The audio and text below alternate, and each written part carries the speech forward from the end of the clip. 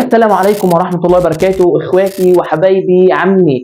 اتمنى تكونوا بخير وبصحة وسلام. يلا بينا ندخل على موضوع النهارده، لان الفيديو بتاع النهارده موضوع مهم جدا وكويس، وغير كده كمان وحشوني لان فعلا بقالي كتير ما صورتش ولا نزلت اي فيديوهات. الاسبوع ده هنزل 3 فيديوهات ب3 مواضيع مهمين جدا انت محتاج تعرفها. طب يا هل ترى ايه الموضوع المهم بتاع فيديو النهارده هكلمك عن يعني ايه الساعات المعتمدة.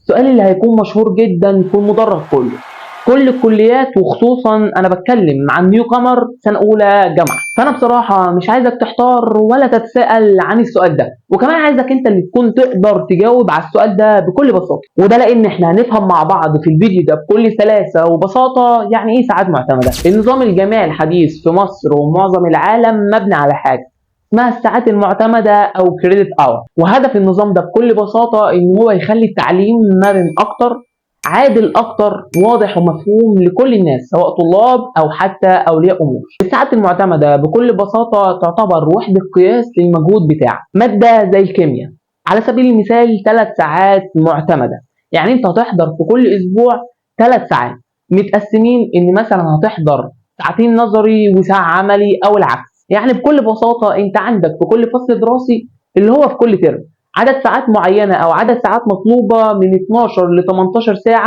ساعة معتمدة. يعني 18 ساعة بتوع كل فصل دراسي بيبقوا متقسمين كذا مادة، في مادة ب3 ساعات وفي مادة بساعتين وفي مادة بساعة، وكل مادة حسب حجمها. يعني المادة الكبيرة اللي هي مثلا بتحتاج وقت كبير ومادة فعلا دسمة وكبيرة فأنت بتلاقيها 3 ساعات. في مادة في المتوسط ولا هي نظري قوي ولا هي عملي قوي بتبقى بساعتين، وفي مواد نظري بسيطة جدا فهي بتبقى مادة بساعة واحدة. وبصراحة من وجهة نظري هو نظام حلو جدا، ويا ترى ليه النظام ده معمول؟ هو معمول بكل بساطة زي ما قلت في أول الفيديو مرونة للطلاب، مقياس عادل، وكمان مفهوم واضح. تعال أقول لك يعني إيه كل واحدة مرونة للطلاب. يعني إيه؟ في طالب عايز يخلص أسرع ويخلص بسرعة فبيضغط نفسه وبيسجل عدد ساعات كبيرة في كل فصل دراسي أو حتى في كل فترة زمنية من الدراسة. في طالب تاني عايز يخفف الموضوع على نفسه ومش بيستحمل الضغط فبيسجل عدد ساعات اقل. رقم 2 وانها مقياس عادل. انا شايفها من وجهة نظري ان هي عادلة من ناحية اتجاهين او من حاجتين بالظبط. الحاجة الاولى ان الجامعة مش بتحسب لك بعدد السنين وخلاص، ولكن تعتبر بتحسب بالمجهود اللي انت بذلته او بقوة التحمل اللي انت قدرت تتحملها، او حتى تقريبا بالحاجة اللي انت عملتها لنفسك. والحاجة التانية واللي هي فعلا عادلة جدا ان كل مادة بتاخد حجمها بجد. يعني المادة الكبيرة اللي فيها عملي وفيها نظري ومادة كبيرة جدا فدي بتبقى مثلا ب3 أو 4 ساعات، يعني الساعة ساعتين مثلا نظري وساعتين عملي، أو ساعتين نظري وساعة عملي حسب حجم كل مادة. المادة البسيطة بتاخد حجمها بتبقى بساعة واحدة بس. ده طبعا مهم جدا لكل طالب، يعني انت بتفرق ما بين كل مادة.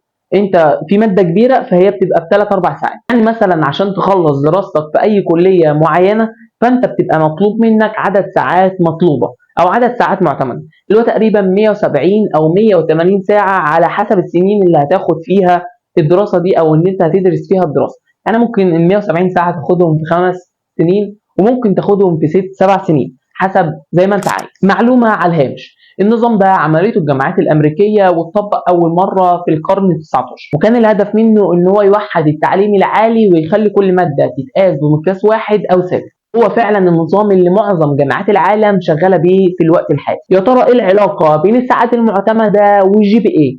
ويعني ايه جي بي اي ده هقوله لك في فيديو تاني هينزل بعد الفيديو ده على طول. طبعا في علاقه قويه جدا او هو الاساس ان في علاقه ما بين الجي بي اي وعدد الساعات المعتمده. يعني مثلا المواد ام 4 ساعات بتاثر، مثلا لو انت جبت فيها بي او اي بتاثر جدا على معدل الجي بي اي اكتر من ماده بساعه او بساعتين لو جبت فيها اي او بي حتى. يعني مثلا المواد الكبيره ام 4 ساعات لو انت مركز ان انت ترفع الجي بي اي مش هتفهم يعني ايه جي بي اي.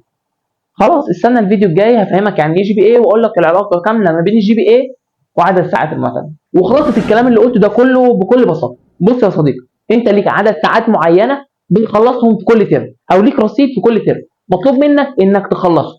يعني مثلا خلصت كل ترم عدد ساعات معينه فانت كده ماشي في السليم وكل امورك تمام.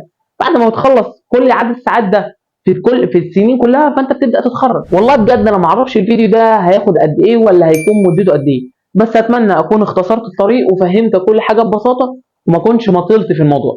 فلو الفيديو عجبك بجد ابعته لصاحبك، ما تبقاش اناني، عشان ما تبقاش انت الوحيد اللي عارف الموضوع، وهي دي حاجه انت بجد بتبقى فاهم انت داخل على ايه. وده طبيعي ان انت ما تكونش عارف يعني ايه ساعات معتمده. بنسبه 90% الطلاب اللي داخلين سنه اولى مش عارفين الموضوع. شير الفيديو لاصحابك اللي زيك ومن دورك وداخلين سنه اولى. وبس كده، اتمنى اكون وفقت ان انا اقدم لك المعلومه بشكل كويس. والسلام عليكم ورحمه الله وبركاته. اشوفك في فيديو جاي. اللهم صل وسلم وبارك على سيدنا محمد. لو وصلت لحد هنا ما تنساش تصلي على النبي، وسلام.